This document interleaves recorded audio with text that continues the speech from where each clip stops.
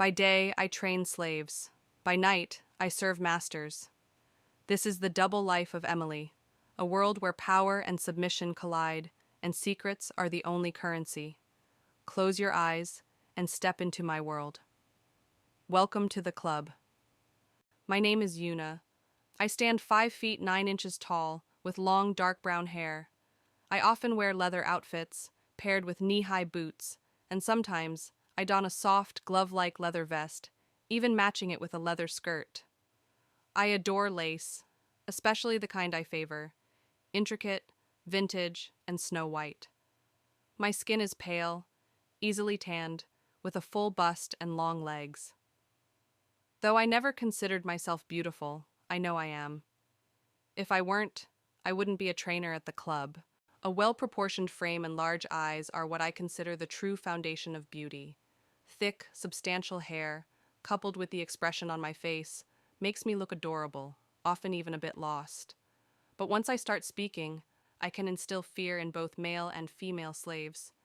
At the club, they call me a perfectionist. In a place like the club, being called that is no small compliment, as everyone there is striving for some form of perfection. Everyone is putting in effort, and effort is part of the joy involved. I've been involved with the club since its inception. I helped establish it, drafted its mission, and approved the earliest members and slaves. I set the rules and limits, conceived and created most of the equipment used there today. I even designed some of the rooms, gardens, and lounges. I decorated many of the suites myself. Many have tried to imitate, which makes me smile. The club has no real rivals. The club is so successful because it believes in itself. Its charm and terror stem from this belief. This book narrates a certain event that took place at the club.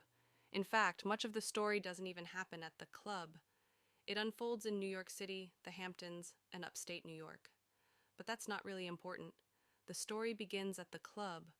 No matter where the story goes from there, it always involves the club. Welcome to the club. We were waiting at the private airstrip for the plane to land, the massive jet slowly circling the estate. I said it was a sightseeing route because you could see everything clearly.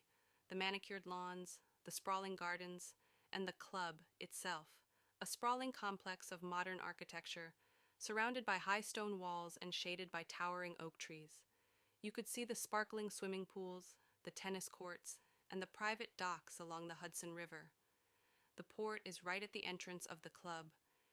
In the distance lies the bustling helipad where private helicopters come and go. Everyone is here for the new season.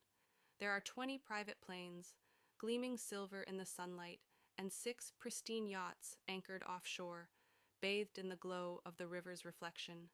The Bliss is already docked at the port, looking like a toy boat frozen in a sea of light. Who would guess that inside are about 30 or more slaves, silently waiting for their masters to drive them naked onto the deck and into the shore? The slaves are all fully clothed when they sail to the club, for obvious reasons. But before they are allowed to see the estate, let alone set foot on it, their clothes are stripped away. They are left naked and submissive. Everything they own is cataloged and stored in a massive cellar, not to be returned until they leave. Each slave wears a thin gold bracelet on their right wrist, intricately engraved with their name and number for identification. Only in the first few days, many things are noted on their beautiful naked bodies with an oil pen. The plane slowly descends, getting closer to the dock. I'm glad the little spectacle hasn't started yet. Before the inspection, I still have some time in my quiet room, about an hour, enough for a glass of iced bourbon. I lean back, feeling a slow warmth spreading through my body, a rising excitement that seems to cover my skin with anxiety. It's a precious feeling because what the club has prepared for them is just about to begin. I'm so eager to return there. I find for some reason that vacations are becoming harder to endure. The days in the outside world feel increasingly unreal. Visiting my family in the Hamptons has become unbearable because I have to dodge the same old questions. What do I do most of the year? Where do I live? For the love of God, tell me, why all the secrecy? Where do you go? Sometimes at the dinner table I don't hear a word my father says, only seeing his lips move. When he asks me a question, I have to make excuses, saying I have a headache or don't feel well because I have no idea what he's asking. It's strange. The best times were when I was a little girl, times I used to hate, walking around the neighborhood with my father in the evening, up and down the hills, him reciting poetry, the night sounds of the Hamptons around us, neither of us saying a word. During these childhood walks, I didn't feel pain, just as quiet as he was, exuding an indescribable melancholy. One night, my sister and I drove to Manhattan. We had dinner at a bright little place called Saint Pierre in the West Village. A man stood at the bar, watching me, a typical handsome young lawyer type, in a gray houndstooth jacket over a white cable-knit sweater, his hair styled as if tousled by the wind, his lips ready to smile. The kind of man I always avoided, no matter how beautiful the mouth or vivid the expression. My sister said, "Don't look now, he'll eat you alive." Here we are, circling over Eden once again, almost able to see in detail the new slaves walking in.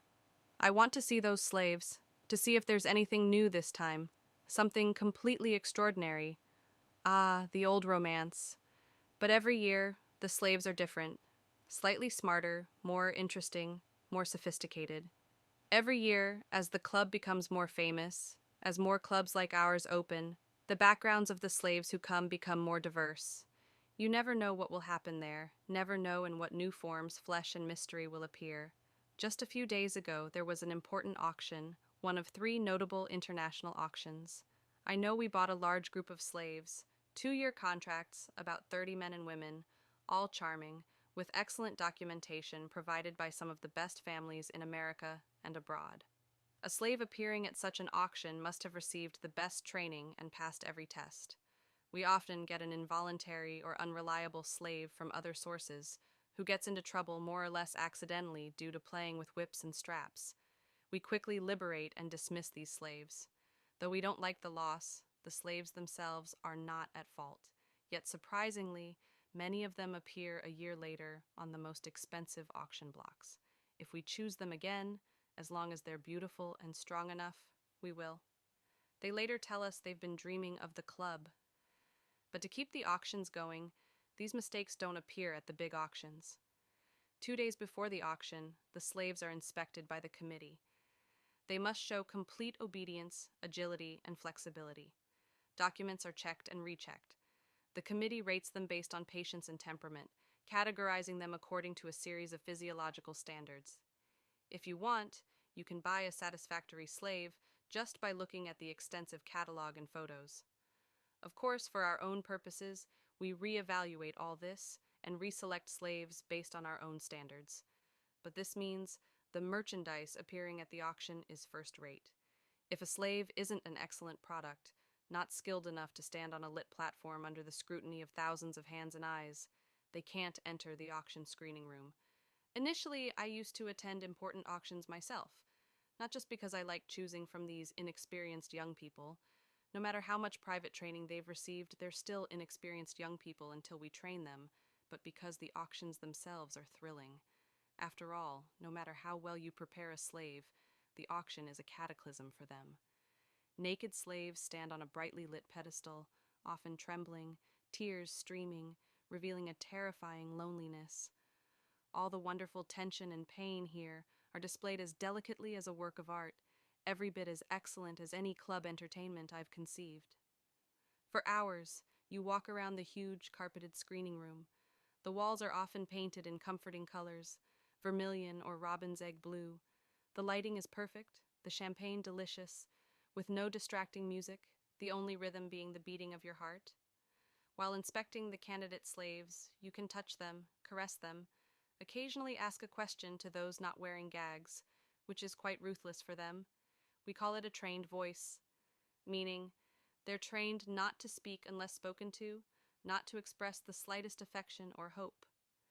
Sometimes other trainers will draw your attention to a good product, perhaps one they can't afford themselves. Yet, a group of buyers will gather around an extraordinary beauty, making her strike about a dozen reference poses in response to a dozen different commands. I never whip or beat slaves at auction screenings.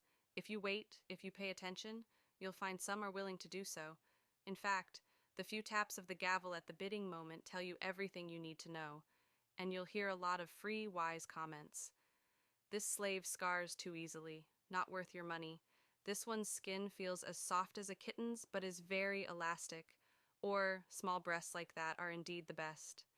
If you can stay away from the champagne, it's quite an education, but truly excellent trainers rarely reveal information about themselves or the trembling, pitiful slaves they're inspecting. A truly excellent trainer can learn everything they want just by slipping next to a slave and suddenly grabbing the back of their neck.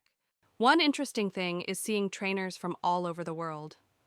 Sometimes they seem like gods and goddesses, sliding out of black cars lined up at the door. Everywhere are symbols of high fashion, exuding a fragile luxury, worn velvet denim, the thinnest Indian cotton shirts, and shoulder-bearing silk dresses that seem about to fall off, disheveled hair, nails like daggers. Or those colder aristocrats in three-piece black suits, with prim, silver-rimmed glasses and perfectly combed short hair. Just hearing the gibberish, though the international language of slaves has largely been confirmed as English.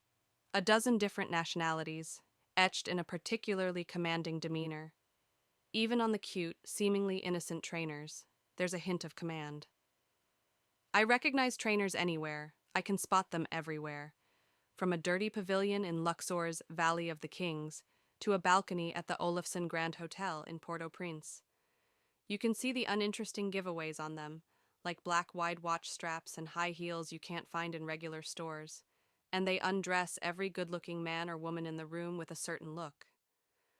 Once you become a slave trainer, everyone can become your naked slave. You exude a supercharged sensory atmosphere, almost impossible to shake off. The bare backs of women's knees, bare arms, the little wrinkles left by squeezing the body, the way a man's shirt tightens on his chest when he puts his hands in his pockets, the movement of a waiter's hips as he bends to pick up a napkin from the floor. You can see it all, feel that eternal, low hum of excitement wherever you go. The whole world is a pleasure club. But there's a special pleasure in auctions, seeing the few very rich people who keep trainers in their homes or country villas and come to auctions to buy slaves for their own use. They're usually remarkable people. I mean these private slave owners, mostly a strange bunch. I remember one year, a handsome young man, only 18, accompanied by two bodyguards, seriously flipping through the slave catalog, peeking at each slave through violet glasses, then walking up to them, very carefully pinching their skin. The young man was dressed entirely in black, except for a pair of dove-gray gloves, never taken off. I could almost feel those gloves as he pinched a slave's body. Wherever he went, the bodyguards followed, and the trainer, I should add, one of the best trainers, was also by his side. His father had kept a trainer and two slaves for many years, and now it was time for the son to learn to enjoy this entertainment. He picked out a very strong boy and an equally strong girl. Understand what I mean by a boy and a girl. I'm not talking about children. The club and famous auction houses don't deal in child auctions, for obvious reasons, as private trainers don't send children to us. Sometimes young slaves appear, but that's due to mischief or forged documents. We quickly send them back.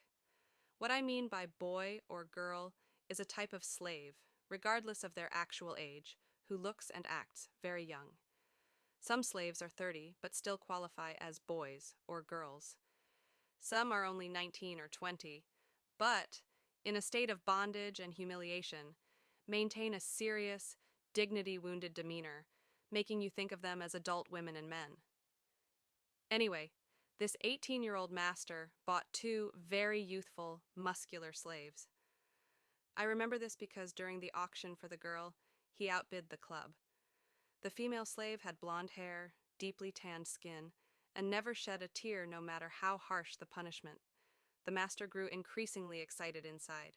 I really wanted this girl, and I remember feeling a bit upset when I saw her tied up and taken away. The young master seemed to notice this, so I saw him smile for the first time that day, the only time. But I always worry about them, those slaves bought by private owners. Not that these owners aren't trustworthy.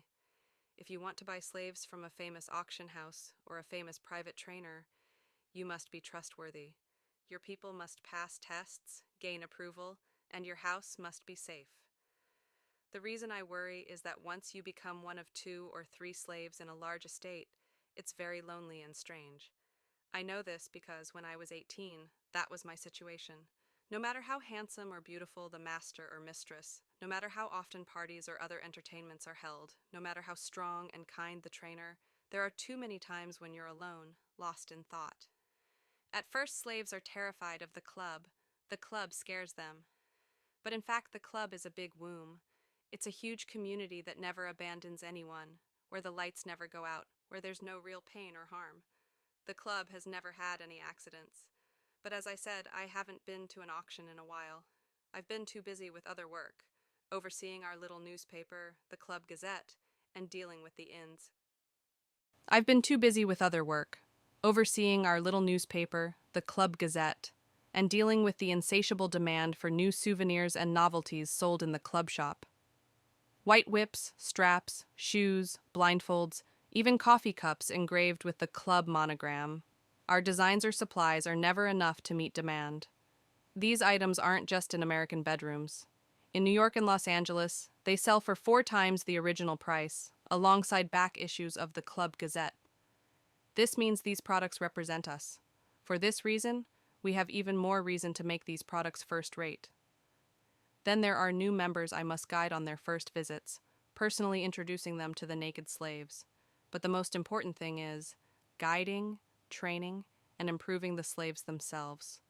And that's my real job. A good slave isn't just a thoroughly sexual person, ready to satisfy your every whim in bed. A good slave must be able to bathe you, massage you, talk to you, if you want, swim with you, dance with you, mix your drinks, spoon feed you breakfast.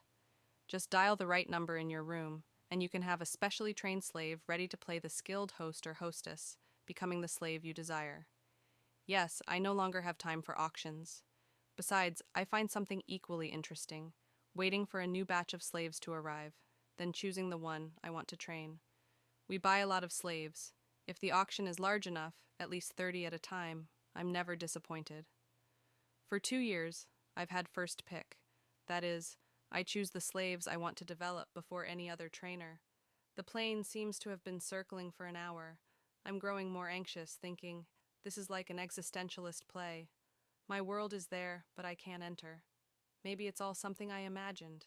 Why can't we land?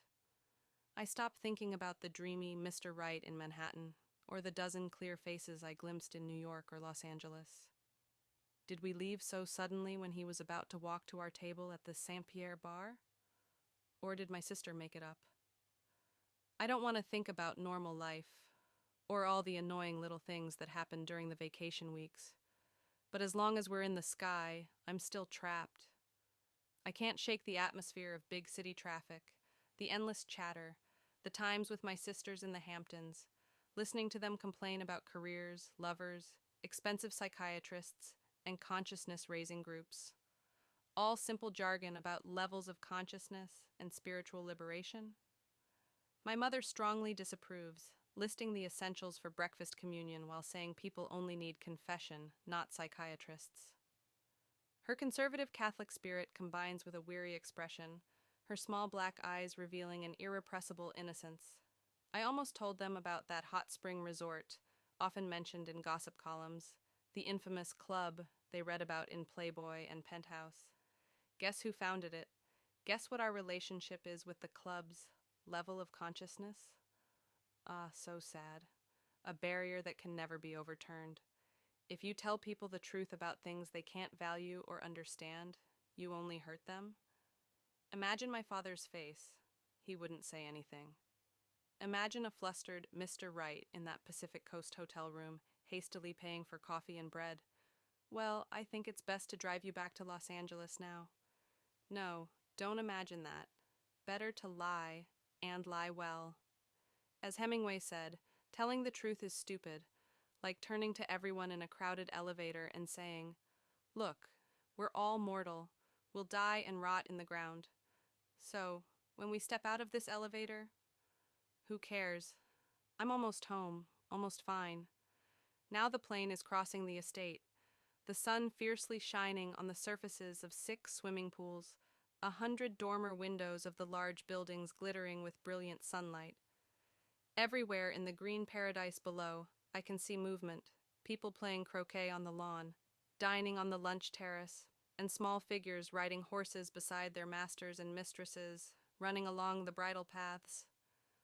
Finally, the pilot announces the landing, then a soft voice reminds me to fasten my seatbelt. "We're going in, Yuna." I feel a subtle change in the air in the small cabin. Then I close my eyes, imagining about 30 flawless slaves for a moment, imagining a time when I'll have a hard time choosing. Give me a truly unusual slave, I think. A real challenge. Something truly interesting. Suddenly, somehow, I feel like screaming. Something appears in my mind, a small explosion happening slowly, then fragments of thoughts or fantasies, like pieces of dreams saved for the next day. But what's the content? It disintegrates too quickly. I can't understand. Give me a truly unusual slave, I think. A real challenge. Something truly interesting. Suddenly, somehow, I feel like screaming. Something appears in my mind, a small explosion happening slowly, then fragments of thoughts or fantasies, like pieces of dreams saved for the next day. But what's the content? It disintegrates too quickly. I can't understand. An image of a human suddenly unfolds, as if pierced by something, but not really. But a person naked in a wonderful sadomasochistic ritual, until you reach out and touch this person's beating heart. That's the miracle. Because in fact, you never see anyone else's beating heart. Before this moment of touch, you think it's just a myth. Mental problems. Almost unpleasant thoughts. I hear my own heartbeat. I've heard, felt the pulse of hundreds of people. No matter how beautiful the slaves, no matter how elegant after 2 or 3 hours, they're all the same. This is why I want to come back here, isn't it? This should be what I want.